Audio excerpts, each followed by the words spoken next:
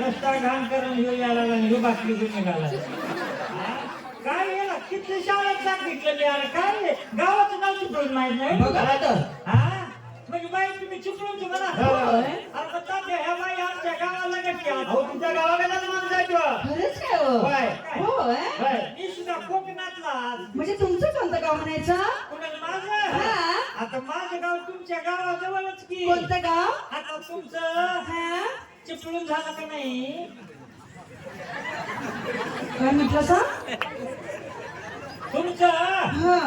चिपळून हा. झालं का नाही अहो पुढे ऐका की. आता तुमचं चिपळूण तुमचं इथं तुमचं चिपळूण झालं का नाही अहो, पुढे काय की बोला की लवकर. आमचा हात खंबा अहो वडाच मध्ये नुसता. आमच्या गावाच्या जवळच लागा सके मग.